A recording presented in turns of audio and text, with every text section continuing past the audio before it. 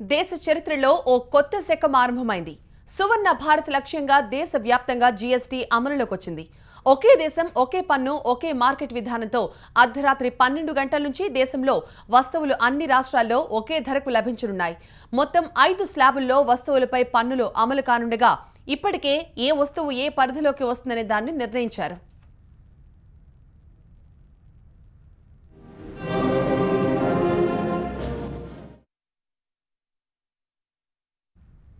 దేశంలో కొత్త పన్ను సంస్కరణ జీఎస్టీకి సూచకంగా పార్లమెంట్లో జేగంట మోగింది. రాష్ట్రపతి, ఉపరాష్ట్రపతి, ప్రధాని మోదీ సహా ఇతర ప్రముఖులు హాజరై జేగంటను మోగించారు. కొత్త పన్నుల విధానానికి పార్లమెంట్ హర్షధ్వానాలతో స్వాగతం పలకగా దేశవ్యాప్తంగా అంతర్రాష్ట్ర పన్నుల చెక్పోస్టులు అన్నీ రద్దయి కొత్త పన్ను విధానం అమలులోకి వచ్చింది.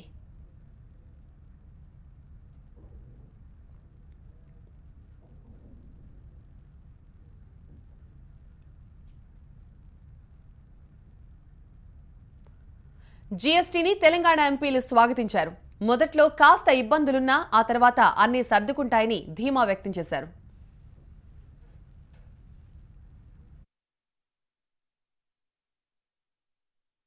మా ప్రభుత్వం ఆనాడు డిమానిటైజేషన్ కూడా సపోర్ట్ చేశాం. ఈరోజు జీఎస్టీకి కూడా ముందు అసెంబ్లీలో బిల్ దాన్ని ఆమోదించుకున్నాం. ఆ తర్వాత పార్లమెంట్లో మేము జీఎస్టీ బిల్ని స్వాగతిస్తున్నాం. అంటే నిత్యావసర వస్తువులు ఏవైతే ఉందో పేద ప్రజలకు ఎక్కడ పోయే దగ్గర 5% అట్లా తగ్గుతూ వచ్చింది. కానీ ఇంకా కొన్ని పైకి పోయిన కొద్దీ అంటే ఉన్నత వర్గాలు వాడుకునేటువంటి దగ్గర ట్యాక్స్ 28 దాకా దీన్ని పెంచడం జరిగింది.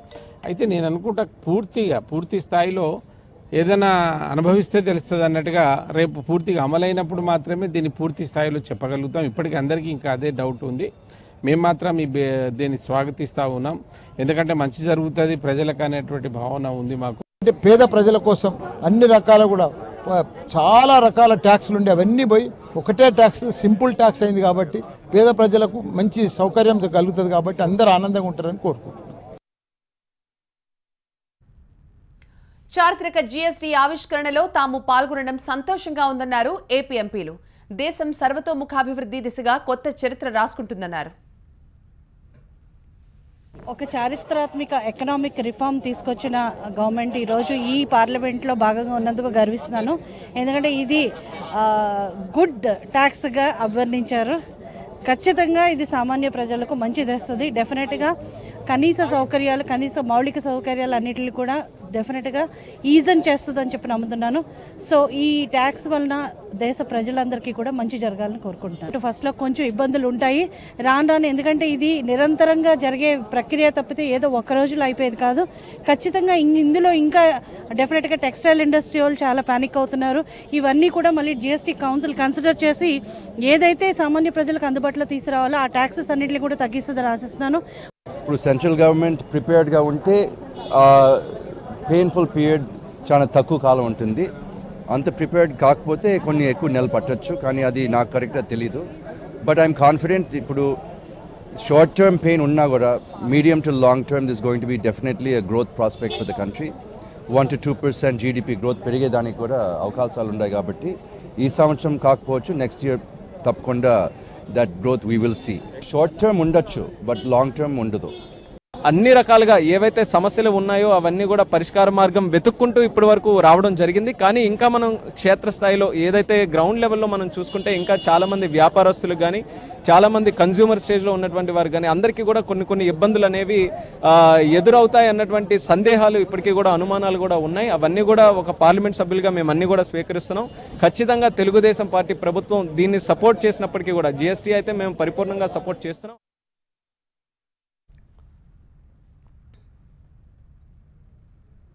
అటు కాంగ్రెస్ ఎంపీ రాపోలు ఆనంద భాస్కర్ మాత్రం జీఎస్టీని నిరసిస్తూ ఆందోళనకు దిగారు.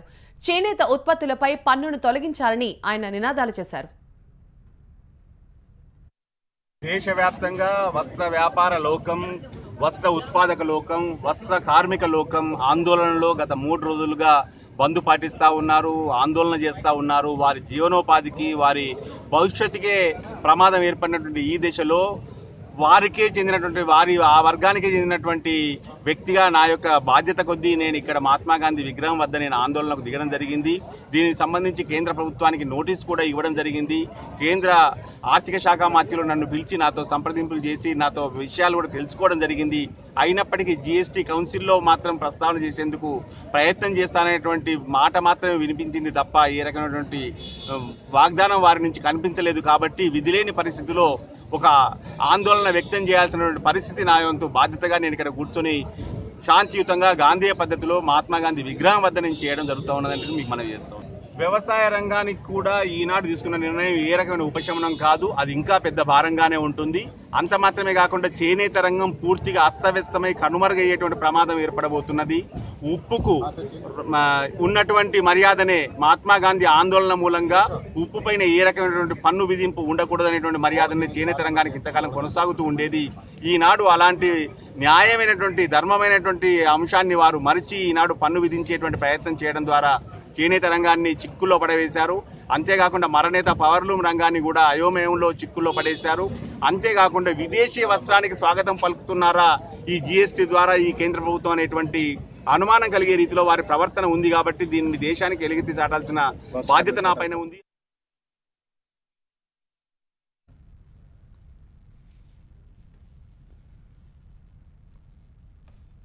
బ్యూటీషియన్ శిరీష కేసు అటకెక్కించే ప్రయత్నాలు జరుగుతున్నాయా?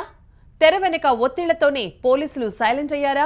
సీన్ ఆఫ్ రీకన్స్ట్రక్షన్ పేరుతో నిందితుల్ని కస్టడీకి తీసుకున్న పోలీసులు ఏం సాధించారు? శిరీష డెత్ పై కుటుంబ సభ్యులు డౌట్స్ మీద డౌట్స్ రైజ్ చేస్తుంటే పోలీసులు ఎందుకు సమాధానం ఇవ్వడం లేదు? అటు ఎస్ఐ ప్రభాకర్ రెడ్డిది కూడా హత్యనంటున్నారు అతని భార్య. దీనిపై కూడా పోలీసులు నోరు మెదపడం లేదు. జరుగుతున్న పరిణామాలు చూస్తుంటే పోలీసుల తీరుపై అనేక సందేహాలు వ్యక్తమవుతున్నాయి.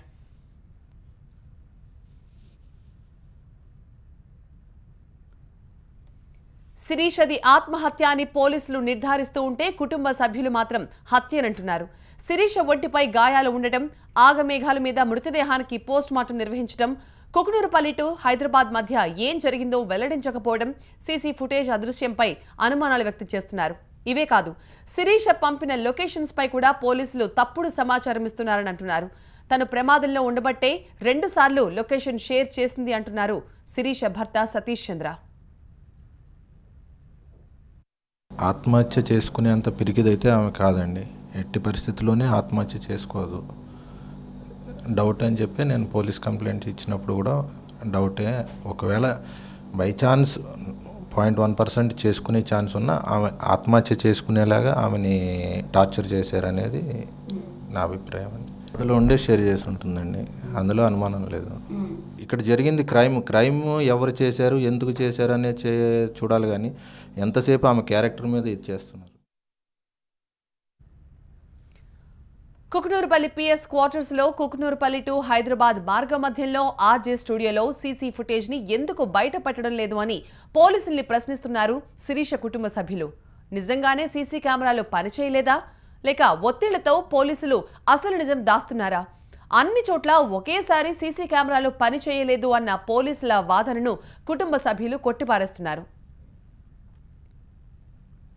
శిరీష కేసులో ప్రధాన నిందితులు శ్రావణ్, రాజీవ్ల నుంచి పోలీసులు నిజాలు రాబట్టడం లేదు అన్నది కుటుంబ సభ్యుల వాదన. ఈ క్రైమ్ కథా చిత్రంలో తేజస్విని సహా నందు, నవీన్ల పేర్లు బయటకొచ్చాయి. వారిని కూడా ప్రశ్నిస్తే మరిన్ని నిజాలు బయటకు వస్తాయంటున్నారు. లేని విషయాలను హైలైట్ చేసి అసలు నిజాలను పోలీసులు పక్కదారి పట్టిస్తున్నారని ఆవేదన వ్యక్తం చేస్తున్నారు. ఒక్క విజువల్ అన్న 2 to 4 ఆమె లైవ్ ఉన్నది అనేది ఒక్క ఆధారం పోలీసులు చూపించిన ఆమె ఆత్మహత్య చేసుకుందనే దానికి ఛాన్స్ ఉందని నేను నమ్ముతానండి. 2 to 4 వాళ్ళు చెప్పేది ఏంటండి, 2 to 4 అక్కడి నుంచి వచ్చింది, ఇక్కడికి వచ్చి చేసుకున్నది. ఇన్ని దారిలో ఇంత ఇదిలో ఎవరు ఒక్కళ్ళు కూడా ఆమె బతికుండగా చూడలేదా? చూస్తే ఆ వీడియో కెమెరాలు ఒక్కటి కూడా జరిగుంటే నాకు లొకేషన్ షేర్ చేసిన ప్లేస్లో ఏమన్నా జరిగి ఉండొచ్చు అని నా అనుమానం. విజువల్స్ ఉన్నాయి, రికార్డెడ్ విజువల్స్ ఉన్నాయన్నారు. 11:26కి క్వార్టర్స్లోకి వెళ్ళారు, పోలీస్ క్వార్టర్స్లోకి. 2:05కి బయటకు వచ్చారు వీళ్ళు అని చెప్పి అంటున్నారండి. రికార్డెడ్ విజువల్స్ ఉన్నాయి అంటున్నారు. ఇన్ని విజువల్స్ బయట పెట్టినప్పుడు ఆ లోపలికి వెళ్ళినవి బయటకు వచ్చినవి విజువల్స్ బయట పెట్టలేదండి. చెప్పడం పోలీసులు చెప్పడమే తప్ప చూపించలేదు, ఎక్కడ మీడియాలో కానీ ఎక్కడ చూపించలేదు. అదొకటన్నా బయట పెడితే బాగుంటుందండి. ఫోన్ లొకేషన్ సర్వీస్ జీపీఎస్ ఆధారంగా పనిచేస్తుందంటున్నారు ఐటీ నిపుణులు నల్లమోతు శ్రీధర్. జీపీఎస్ ద్వారా ఎప్పటికప్పుడు అప్డేట్ అయిపోతుందని, దీనికి సెల్ టవర్తో సంబంధం లేదు అంటున్నారు ఆయన.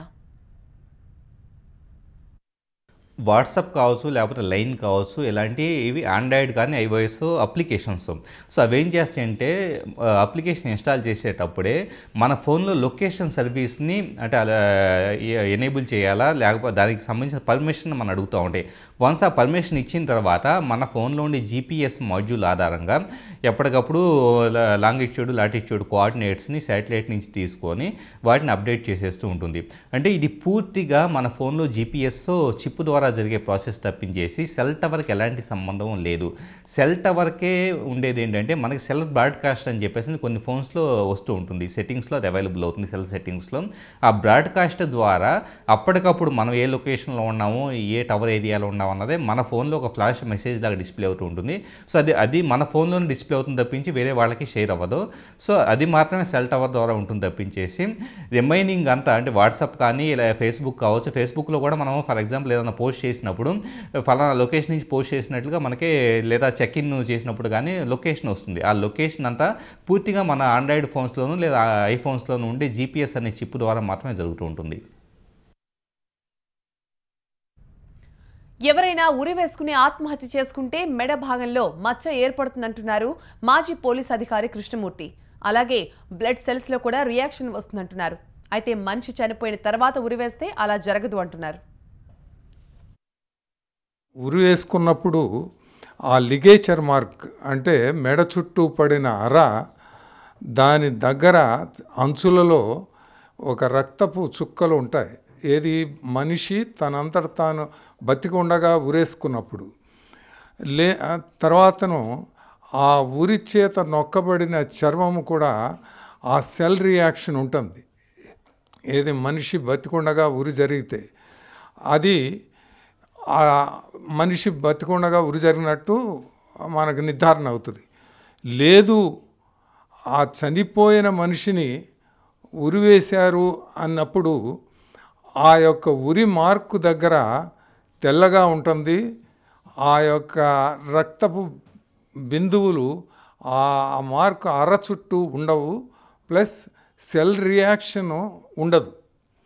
సో అలాంటప్పుడు ఏమైందనమాట, ఈమె వేరేగా చంపబడి ఉరేసినట్టు అవుతుంది. ఏది పెతికల్ హెమరేజెస్ తర్వాత సెల్ రియాక్షన్ లేకపోతే ఆ యొక్క రిపోర్ట్స్ను రైట్ టు ఇన్ఫర్మేషన్ యాక్ట్ ప్రకారం తెప్పించుకొని దాన్ని రీఎగ్జామినేషన్కి వేరే ల్యాబ్స్కి పంపితే యథార్థ విషయం తెలుస్తుంది.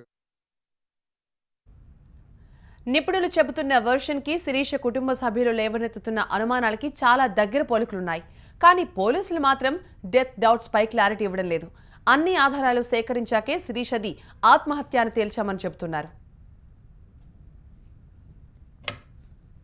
అటు శిరీష ఆత్మహత్య కేసు తనకు చుట్టుకుంటుందనే భయంతోనే ఎస్ఐ ప్రభాకర్ రెడ్డి ఆత్మహత్య చేసుకున్నారని పోలీసులు అంటున్నారు. ఆయనపై ఎవరి వేధింపులు లేవు అని స్పష్టం చేశారు. అయితే పోలీసుల వాదనను ఒప్పుకోవడానికి సిద్ధంగా లేరు ఎస్ఐ బంధువులు. శిరీష కేసులో ఒకలా, తమ కేసులో మరోలా విచారణ జరుగుతోందని ఎస్ఐ ప్రభాకర్ రెడ్డి భార్య ఆరోపించారు. ప్రభాకర్ రెడ్డి హత్య వెనుకున్న కారణాలు తన సూసైడ్ చేసుకున్నాడని చెప్తున్నారు.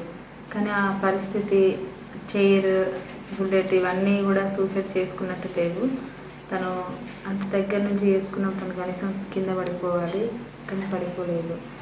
అలాగే తన సీసీటీవీ ఫుటేజెస్ ఉంటాయి తన క్యాబిన్లో. పిఎస్ నుంచి క్వార్టర్స్కి వచ్చేంత వరకు సీసీ ఫుటేజెస్తో రికార్డ్ అయి ఉంటుంది. ఆ సీసీ ఫుటేజెస్ను కూడా బయట పెట్టట్లేదు. శిరీష కేసు అయితే ఎంత ఇంట్రెస్ట్గా ఇన్వెస్టిగేషన్ చేస్తున్నారో అలాగే ప్రభాకర్ రెడ్డి కేసును కూడా అంతే ఇంట్రెస్ట్గా ఇన్వెస్టిగేషన్ చేసి తనకు న్యాయం జరగాలి. తను చనిపోయే ఛాన్స్ అయితే లేదు, అంత పిరిగివాడైతే కాదు తను.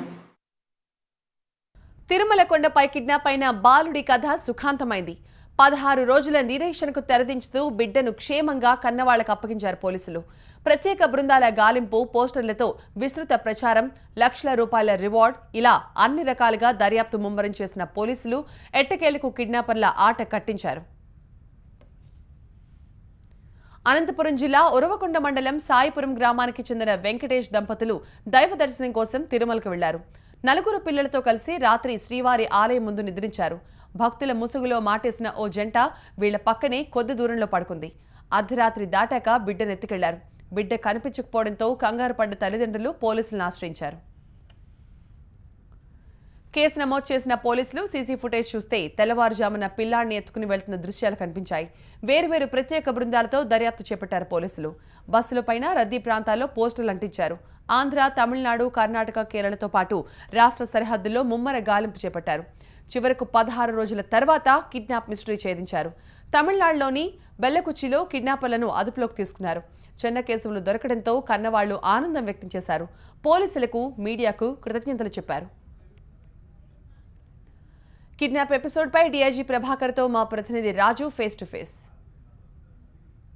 తిరుమలలో 16 రోజుల క్రితం కిడ్నాప్ గురైనటువంటి బాలుడి ఆచూకీ ఎట్టకేలకు లభ్యమైంది. తిరుపతి అర్బన్ జిల్లా పోలీసుల కృషి ఫలించింది. పోలీసులు ఏ విధంగా గుర్తించారు అని చెప్పేందుకు మనతో డీఐజీ ప్రభాకర్ అవుతారు. చెప్పండి, ఈరోజు ఈ 16 రోజుల పాటు మీరు కృషించారు. ప్రధానంగా మీ ఎఫర్ట్స్లో సహకరించినటువంటి అంశాలు ఏంటంటే, ఫస్ట్ మనకి సీసీటీవీ ఫుటేజెస్ బాగా హెల్ప్ఫుల్ అయినాయి. సీసీటీవీ ఫుటేజెస్ని కంటిన్యూస్గా సెర్చ్ చేసి వాళ్ళ విజువల్స్ని పికప్ చేయటం వల్ల మనకి క్లారిటీ తోటి వాళ్ళ ఫొటోస్ని మనం తీసుకోగలిగాం. సో ఎప్పుడైతే ఫొటోస్ వచ్చినాయో, ఫొటోస్ వచ్చిన తర్వాత దెన్ మనం ట్రాకింగ్ ఆఫ్ ది మూమెంట్ కూడా ట్రాక్ చేసుకున్నాము.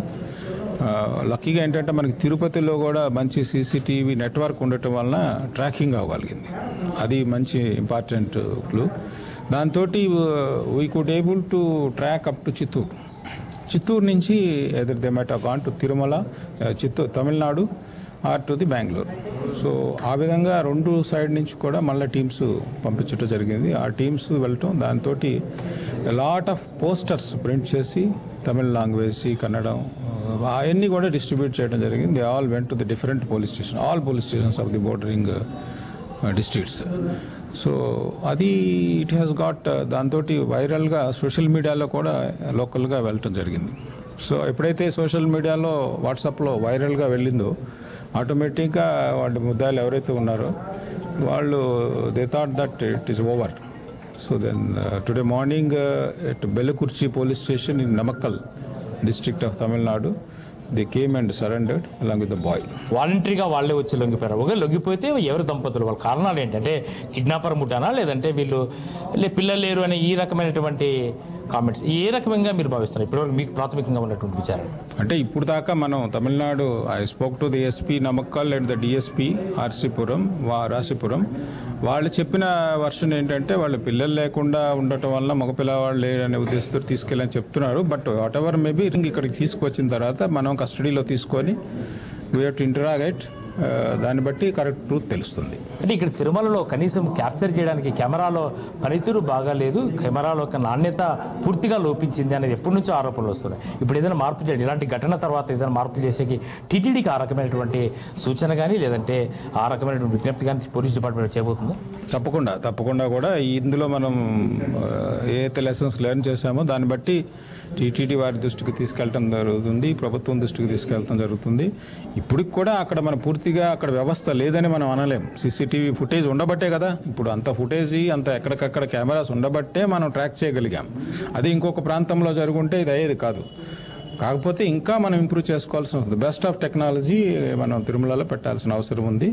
దాని మీద కృషి చేయడం జరుగుతుంది. బాలుడి ఆచూకీ తెలుసుకోవడంలో సోషల్ మీడియా బాగా పనిచేసింది. సోషల్ మీడియా ద్వారానే ఆచూకీ కనుగొనేందుకు సహకారం జరిగిందని చెప్పేసి డీఐజీ భావిస్తున్న నేపథ్యంలో ఈ కిడ్నాప్కు ఒక గుణపాఠంగానే భావిస్తాము. తిరుమలలో సాంకేతిక పరంగా తిరుమలలో మరింత టెక్నాలజీని ఇంప్రూవ్మెంట్ చేయాల్సిన అవసరం ఉంది. సీసీ కెమెరాల పనితీరును మరింతగా మెరుగుపరుచుకోవాల్సిన అవసరం ఉంది. అయితే ఏదేమైనప్పటికీ ఈ కిడ్నాప్ సుఖాంతం కావడంతో తిరుపతి అర్బన్ జిల్లా పోలీసులు ఊపిరి పీల్చుకునే పరిస్థితి కనిపిస్తోంది.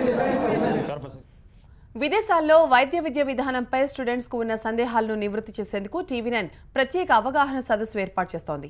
ఖైరతాబాద్లోని ఇన్స్టిట్యూట్ ఆఫ్ ఇంజనీర్స్ లో సదస్సు ఇంకా సేపట్లో ప్రారంభం కానుంది.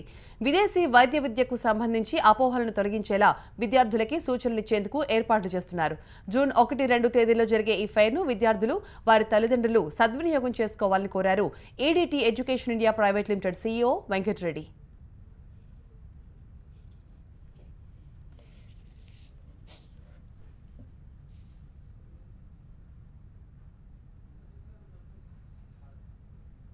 TV9 వారి సౌజన్యంతో విదేశీ వైద్యం మీద చాలా రకాల అపోహలన్నింటినీ నివృత్తి చేయడానికి రకరకాల యూనివర్సిటీస్, రకరకాల కంట్రీస్ నుంచి ఈ డైరెక్ట్ యూనివర్సిటీ రిప్రజెంటేటివ్స్, అలాగే ఆథరైజ్డ్ కన్సల్టెన్సీస్తో ఒక అవగాహన సదస్సులాగా అలాగే అన్ని యూనివర్సిటీస్ని ఒక అండర్ వన్ రూఫ్లో తీసుకురావడం అనేది చాలా మంచి పద్ధతి.